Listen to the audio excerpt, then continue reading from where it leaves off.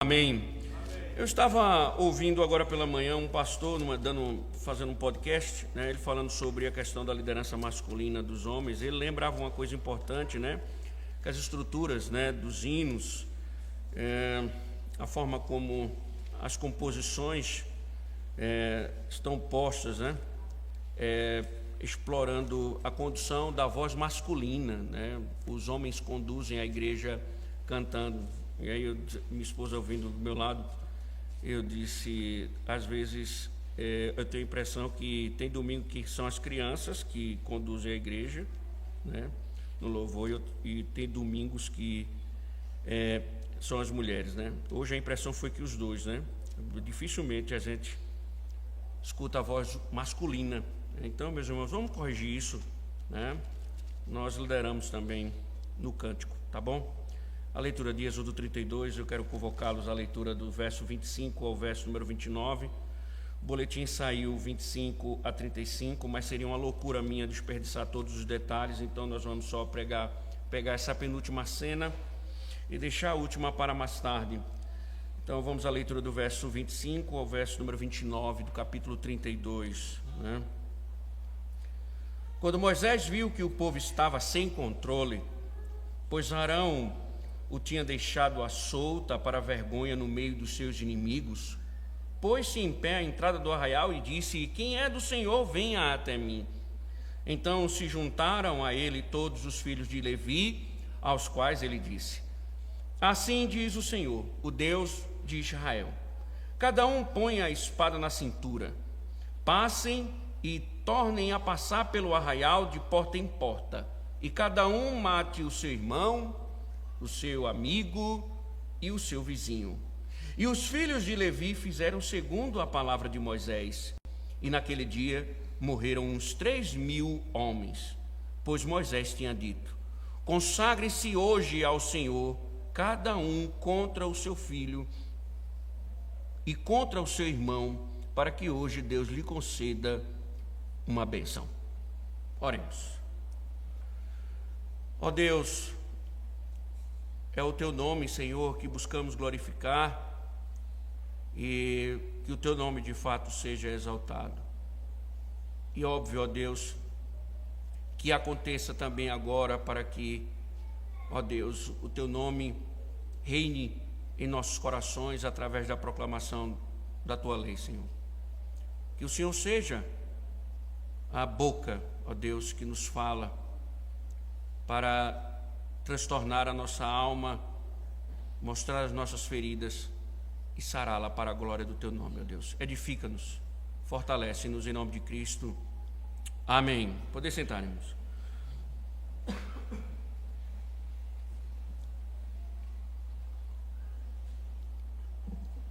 Bom, irmãos, como vocês bem sabem, nós adentramos no capítulo 32, né, que vai romper com toda a estrutura que nós estávamos vendo em termos de revelação a respeito do tabernáculo. Todo o contexto, é bem verdade, os capítulos próximos, eles descortinaram o propósito de Deus em criar um lugar ou reservar um ambiente onde Ele pudesse residir e estivesse no meio do seu povo para conduzir o seu povo no processo de peregrinação.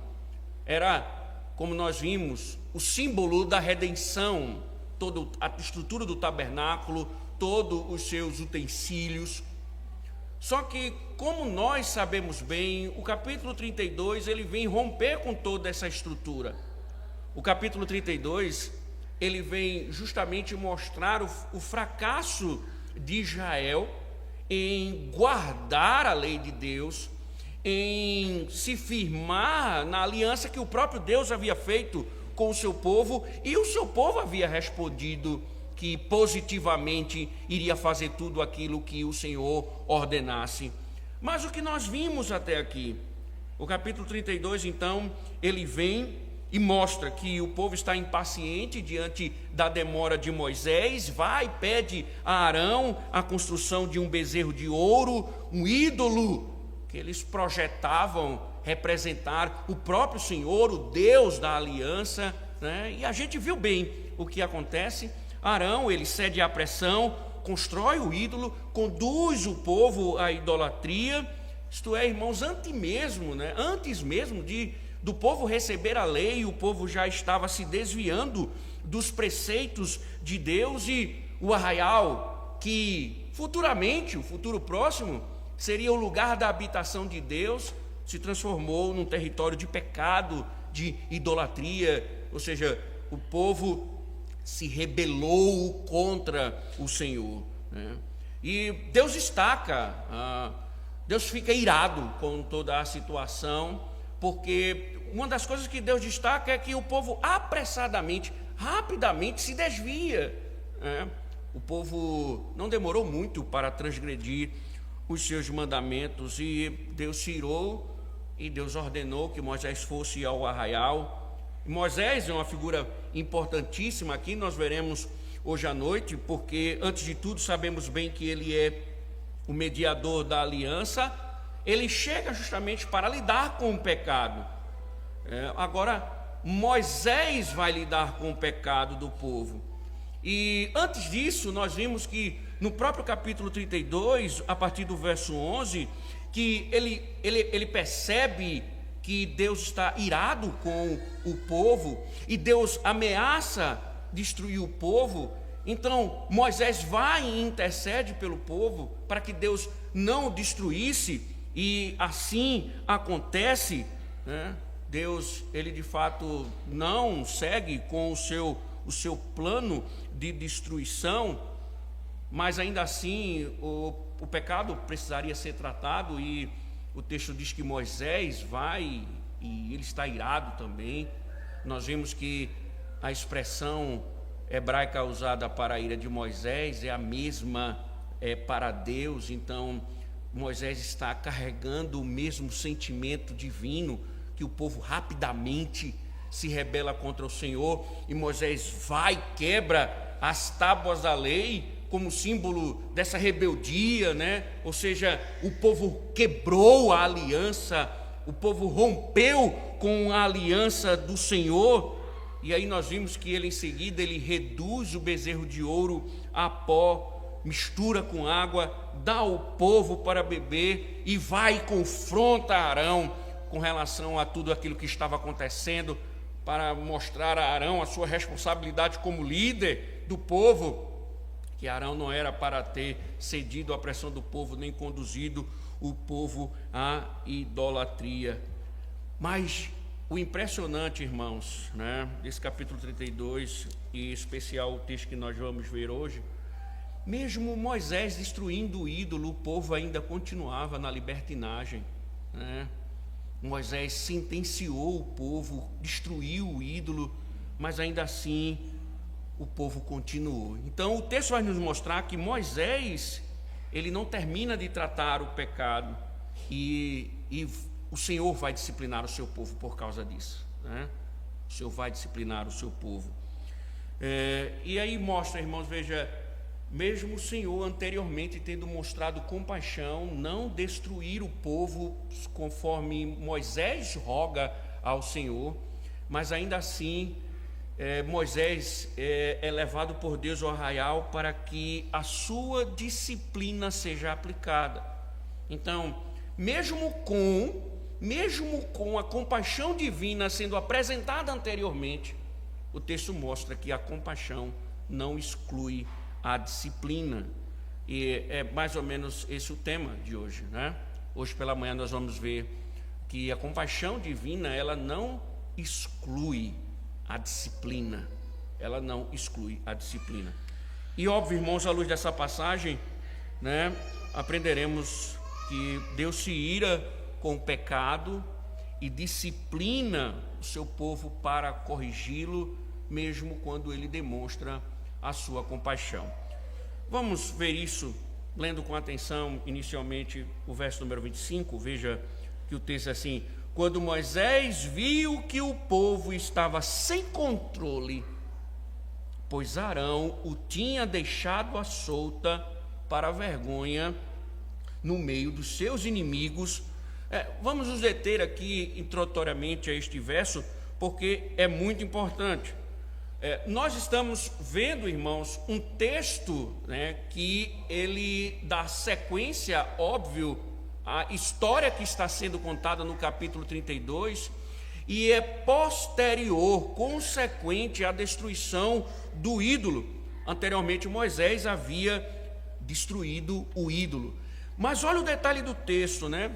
Ainda assim, o povo estava descontrolado. Veja, Moisés havia destruído o ídolo, Moisés estava questionando Arão.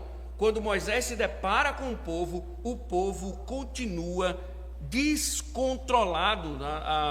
A Ara, né? A Ineá traduz sem controle. Mas o termo hebraico aqui, irmãos, é interessante pensar que há uma conotação aqui, por exemplo, de um povo que está entregue a algum tipo de imoralidade sexual. Ou seja, essa forma de descrever um povo sem controle, descontrolado, não está mostrando somente um povo que está envolto de um culto falso, de uma liturgia falsa, mas há também aspectos de uma moralidade frouxa, né?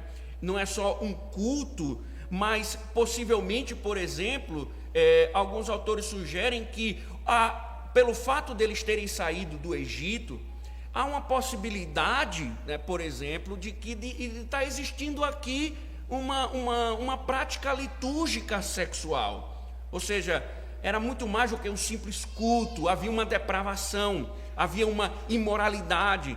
Então Moisés destrói o ídolo e ele se volta para o povo e ele vê o povo descontrolado, imoralmente, liturgicamente descontrolado. E, irmãos, outro detalhe do texto é que isso tudo com a conivência de Arão. Olha a expressão, né? Pois Arão o tinha deixado à solta. Arão, o líder, deixou o povo fazer o que bem entendia.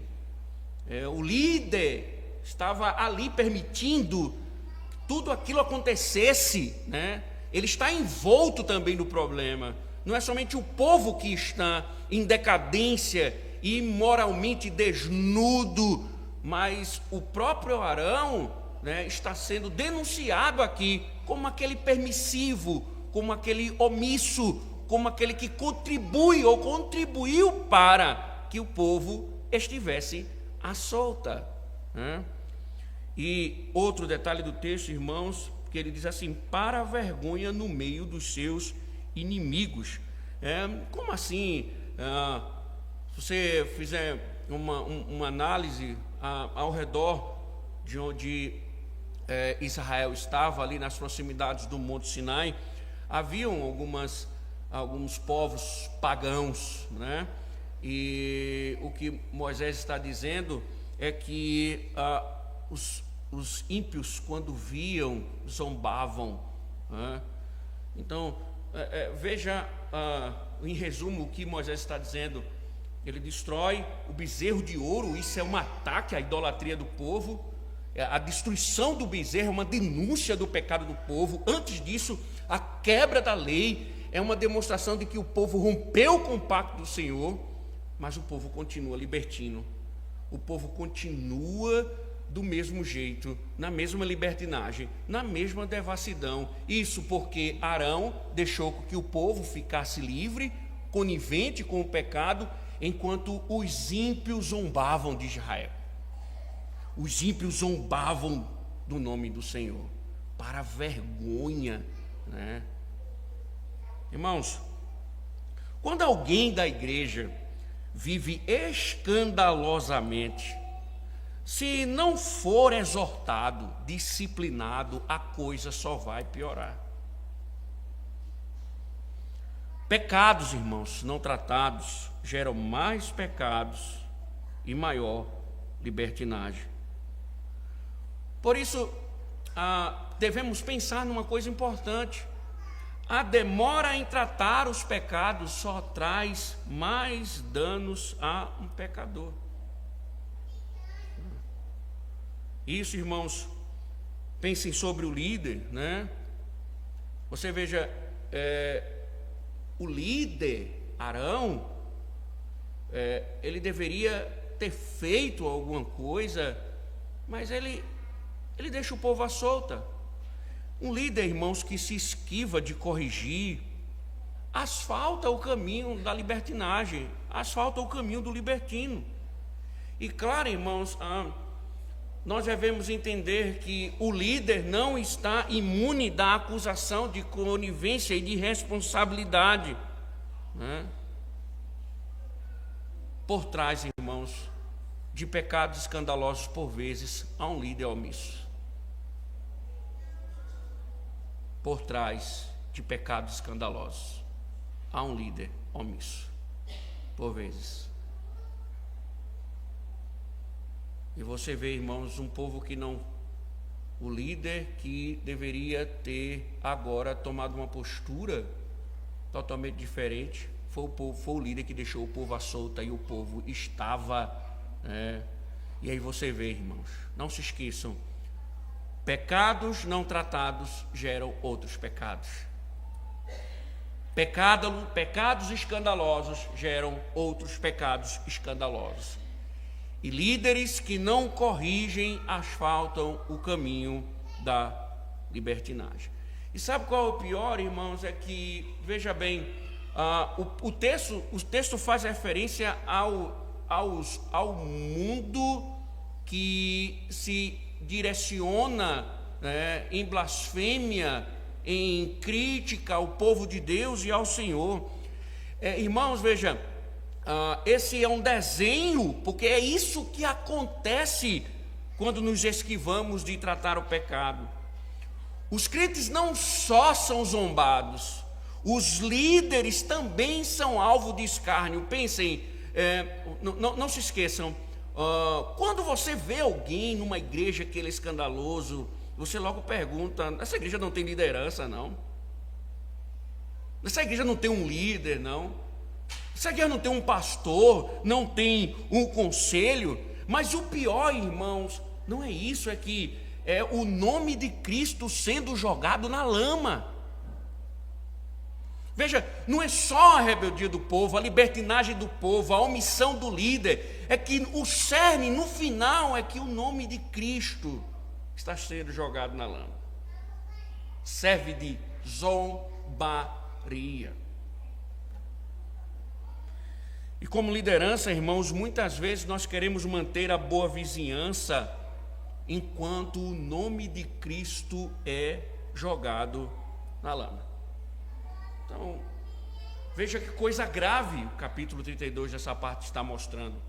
Um povo que já estava, irmãos, sendo julgado por Deus, já estava começando a sofrer as consequências, mas ainda estava na libertinagem, Arão consentindo e o nome de Deus sendo jogado na lama.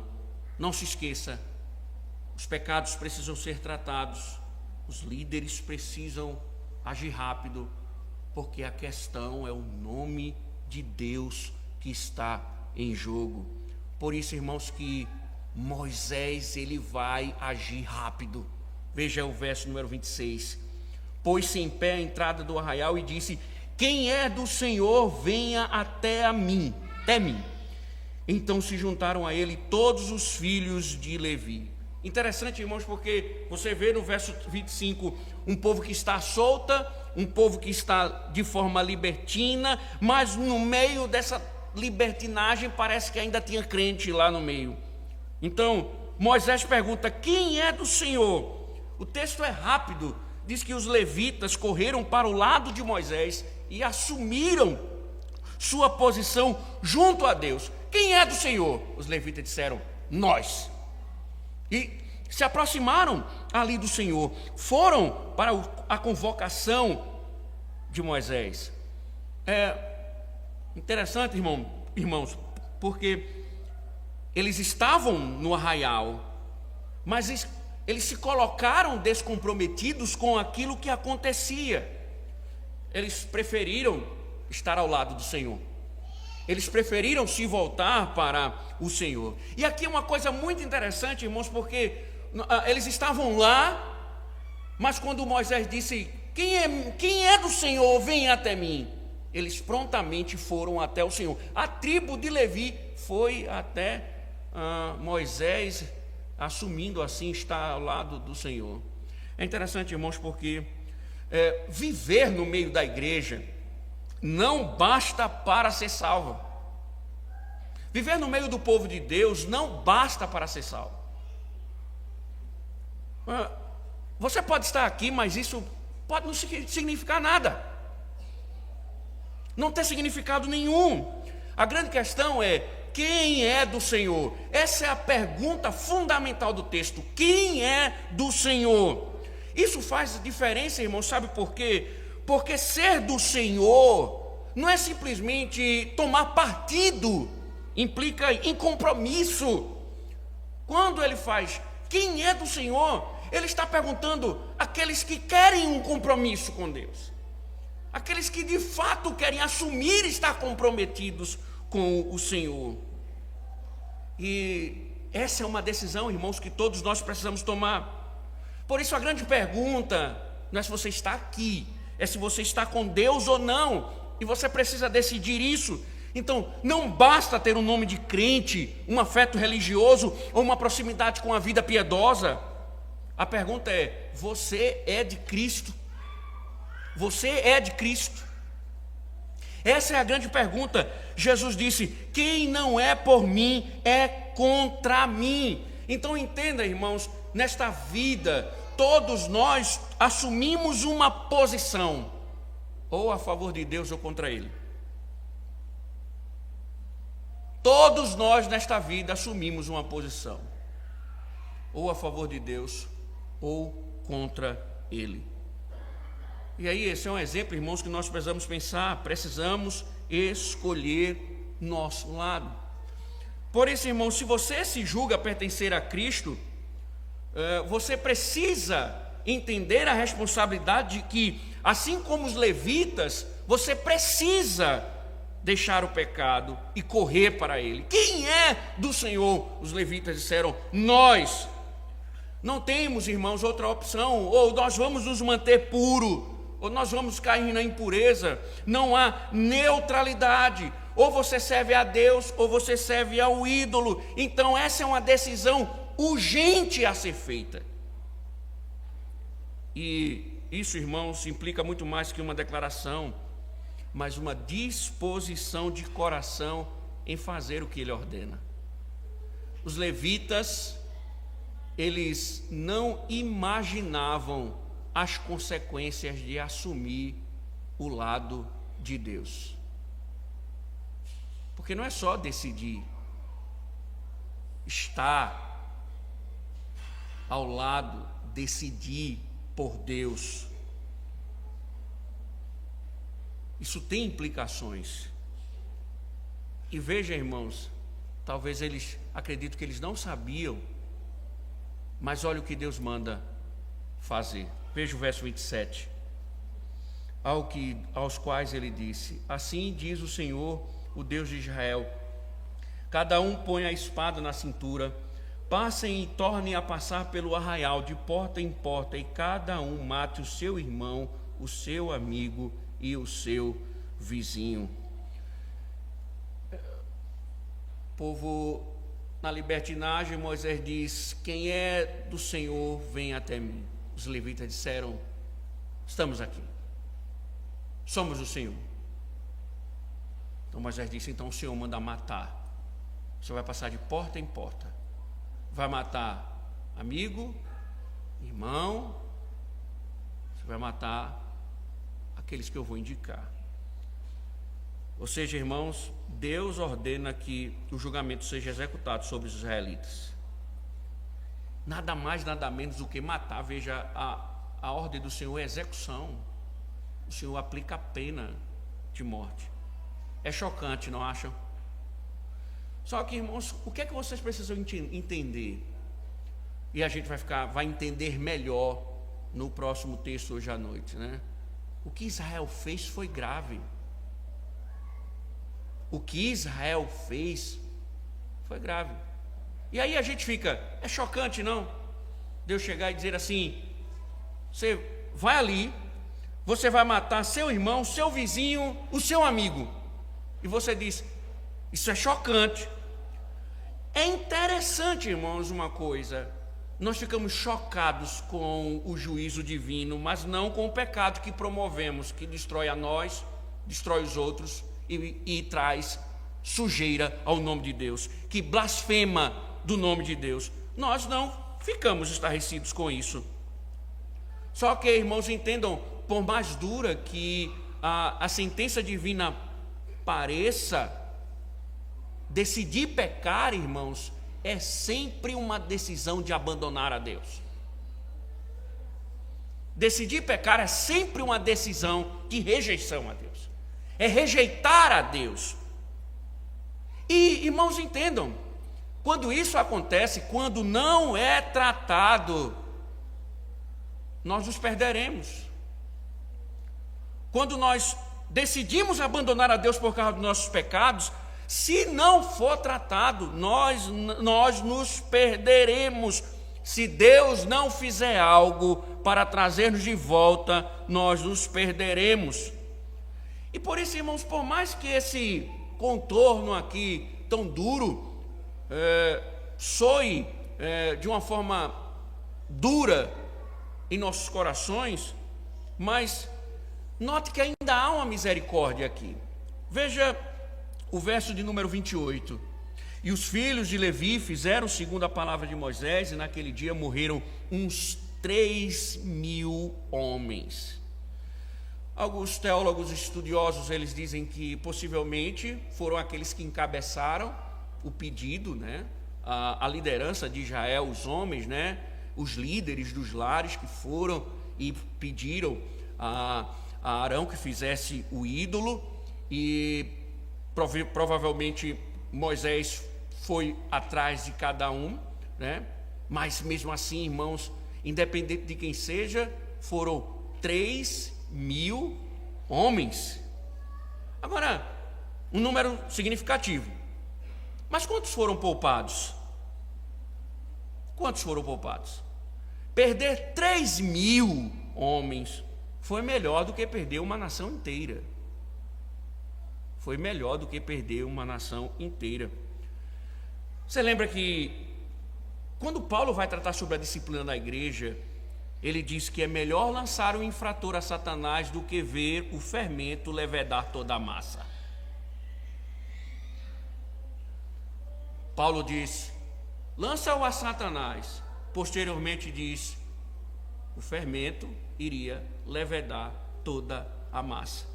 Então notem, parece um número significativo, mas 3.000 morreram para que a nação fosse preservada. Por vezes, irmãos, na busca por preservar o infrator no seio da igreja, líderes colocam todo o rebanho em jogo. Por vezes, para preservar 3.000, líderes colocam a nação inteira em jogo. Certo pregador que vocês não conhecem, de uma igreja aqui desta cidade, que pregou aqui neste púlpito, disse: é melhor um adúltero na igreja do que fora dela. Esse é um pregador de Satanás, é do anticristo, é do diabo, tal pregador. Por quê? Porque ele é inimigo da igreja de Cristo. Quando se mantém 3.000, se coloca em jogo a nação. Quando se mantém o infrator impune, o corpo todo está em jogo. Quando um líder se esquiva de punir, ele coloca a alma da igreja inteira em risco. Então é melhor matar 3.000 e salvar uma nação do que perder uma nação por ser conivente com o pecado de 3.000. Mas outra coisa, irmãos, impressionante aqui, pensem bem, não eram qualquer homens, amigos, irmãos e vizinhos. Coisa impressionante, não é não? Independente dos laços de amizade, de sangue, Moisés está dizendo, o juízo deve ser executado. Nem mesmo a família deveria ser poupada. E é interessante que os levitas obedeceram, eles foram abençoados, e os estudiosos dizem que aqui, quando o Senhor fala da bênção, é separação da tribo de Levi para o sacerdócio oficialmente. Veja o verso 29. Pois Moisés tinha dito, consagre-se, veja, é a mesma expressão usada anteriormente para a consagração dos sacerdotes. Consagre-se hoje ao Senhor, cada um contra o seu filho e contra o seu irmão, para que hoje Deus lhes conceda uma bênção. Então, o que o texto está dizendo é que eles obedecem, e a posição é implacável com relação ao pecado, e a bênção era, vocês serão consagrados agora diante do Senhor, diante de um ministério sagrado. Veja, irmãos, amigos, vizinhos, parentes, vocês terão que executar. Isso faz lembrar, irmãos, de Cristo quando disse, veja, vá comigo em Mateus capítulo 10.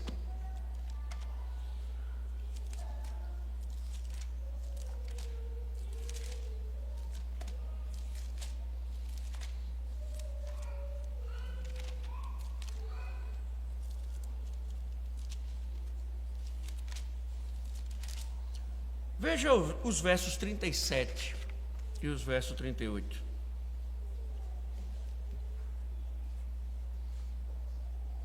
Quem ama o seu pai ou a sua mãe mais do que a mim não é digno de mim. Quem ama o seu filho ou a sua filha mais do que a mim não é digno de mim. Pense bem, irmãos, qual é o laço mais importante, mais forte nesta vida? Eu deduzo que você responderia o familiar. Mas Cristo disse, este laço não está acima do laço com Deus.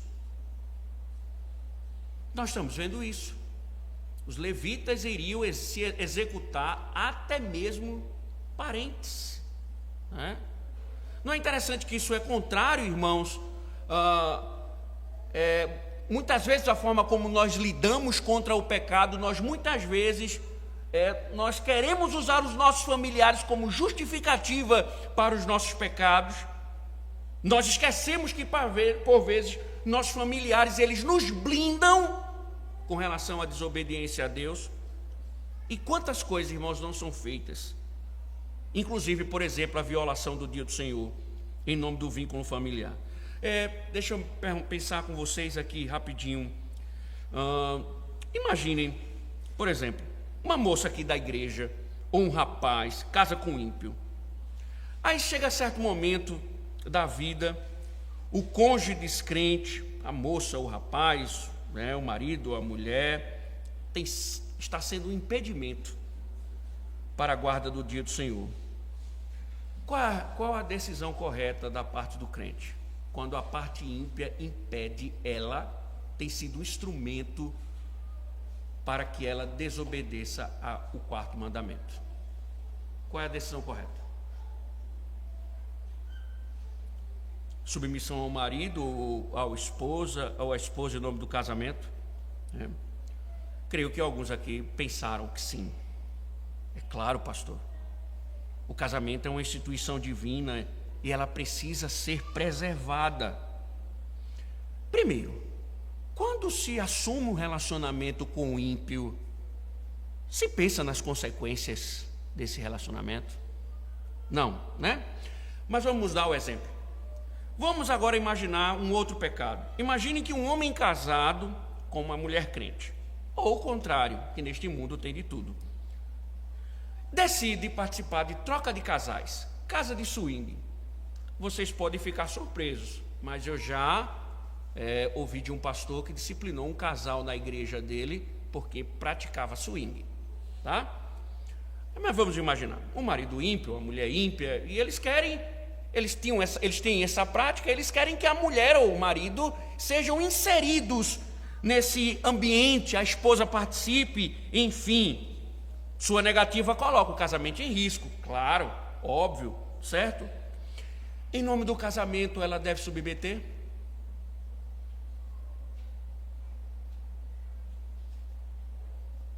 Deve? Sim ou não? Qual a diferença do 4º para o 7º mandamento?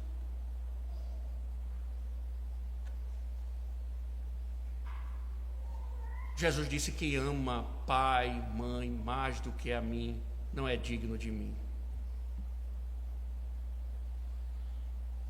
Pois bem, irmãos, o amor maior é o amor a Deus.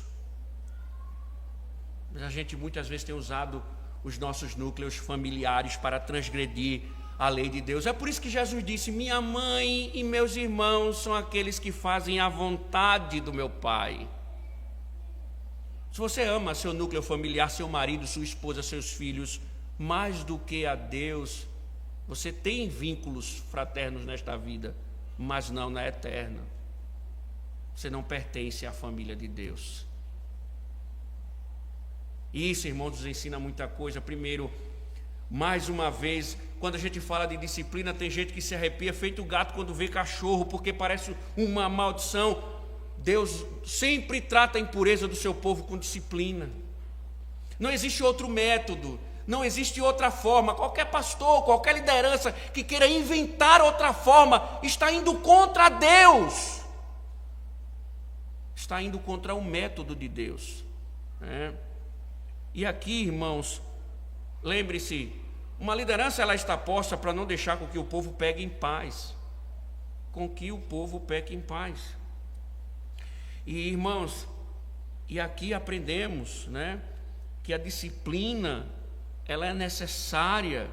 Quem é contra a disciplina está em inimizade com Deus, mas veja, por vezes, ela tem que ser aplicada até nos nossos familiares. Não importa se sejam nossos filhos, nossos irmãos, nosso pai, nossa mãe. É preciso ser disciplinado, a mãe fica com raiva da liderança da igreja porque o filho foi disciplinado.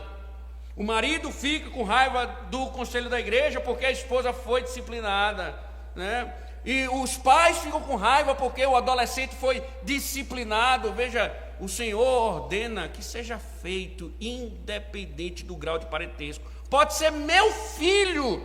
Deus está dizendo, se tiver que ser disciplinado, terá que ser disciplinado, tem que ser tratado. E muitas vezes, em nome dos vínculos familiares, nós queremos amenizar, proteger, inocentar. E Moisés disse: mate amigo, vizinho, parente, seja lá quem for.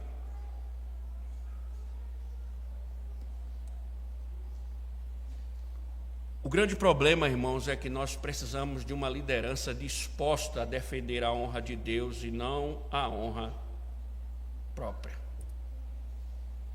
Percebe o contraste? Arão deixou o povo à solta. Moisés mandou disciplinar. Arão entregou o povo à idolatria. Moisés disse: mate vizinho, amigo, parente, seja lá quem for, mate. O que falta, irmãos, é uma liderança disposta a servir a Deus e não aos homens, para manter a pureza do corpo de Cristo. E aí, veja, irmãos, como o capítulo 32, eu vi um certo pastor expondo o capítulo 32 inteiro no sermão. Eu falei com ele, eu disse: como o senhor conseguiu fazer isso? Ele disse: eu não consegui expor, eu tentei, por causa da riqueza de detalhes. E veja hoje, um povo que continua na depravação, mesmo Moisés já tendo destruído o ídolo, uma liderança que continuava entregando o povo estava na liberdade, né? O mundo blasfemando, tornando o povo de Deus zombaria, o nome de Deus zombaria. Chega um líder designado por Deus firme, convoca aqueles que queriam estar diante do Senhor, ao lado do Senhor. Os levitas vêm, Deus ordena que sejam executados, né? Eles vão e obedecem a Deus, executam os parentes e são abençoados por Deus, né? Irmãos, a compaixão divina, ela não anula a disciplina divina. Mas, irmãos, se isso tudo parece ser chocante, espada, juízo, nós vamos... Irmãos, vocês verão hoje à noite, a situação é tão grave, tá? A situação é tão grave, que Moisés, no próximo texto, ele vai pedir para morrer no lugar do povo, e Deus não vai aceitar, e Deus vai punir o povo de novo. A coisa é tão grave aqui, que Moisés vai dizer: mata a mim, mas poupa o teu povo. E Deus diz: não, quem pecar vai morrer. E o final do capítulo termina com Deus julgando o seu povo novamente. E aí a gente olha para esse texto e diz: coisa que, espada, juízo, separação, tudo muito pesado, porque quando você fala de disciplina, né, a gente parece que não gosta, nossa alma parece que fica angustiada, parece que é um tema ruim para muita gente, né? Mas, irmãos, por que é importante entendermos isso? Porque todo esse contexto, lembre-se, ele está sempre nos empurrando para Cristo, né? Primeiro, perceba como Moisés aparece como mediador, convocando os que são do Senhor.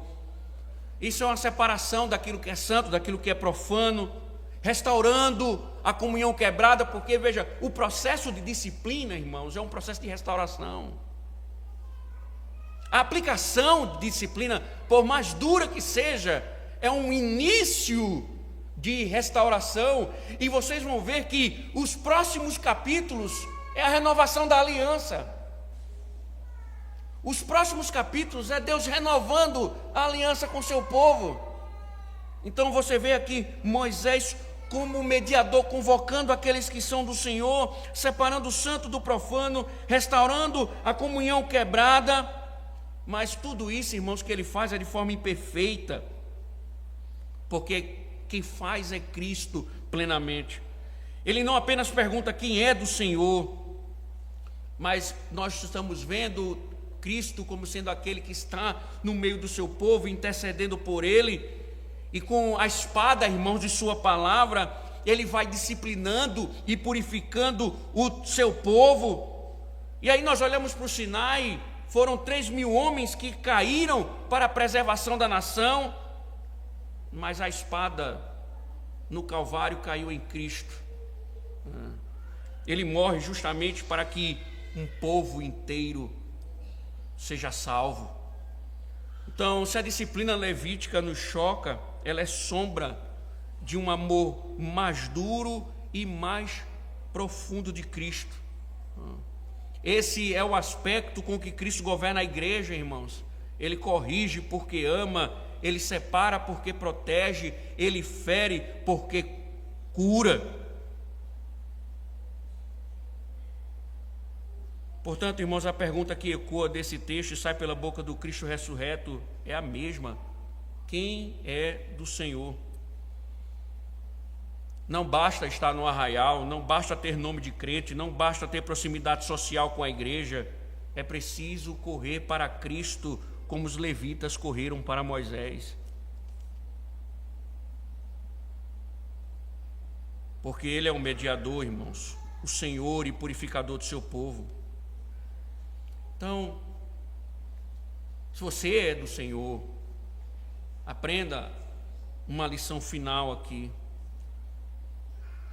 Viva em fidelidade acima dos seus laços naturais.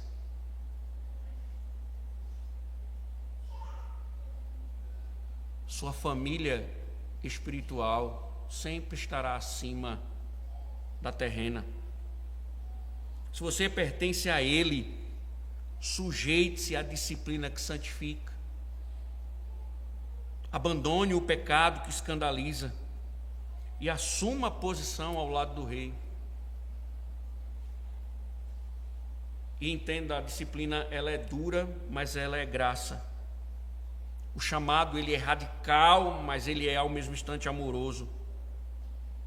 E Cristo convoca o seu povo não somente para empunhar espadas, mas para empunhar a cruz e seguir ao lado dele, custe o que custar. O contrário disso é libertinagem. Que as misericórdias do Senhor nos assistam, em nome de Cristo. Amém.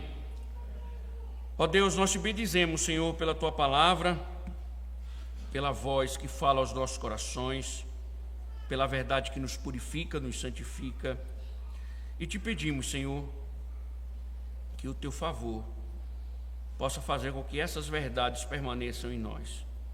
Em nome do teu Filho amado, Jesus Cristo, Senhor. Amém.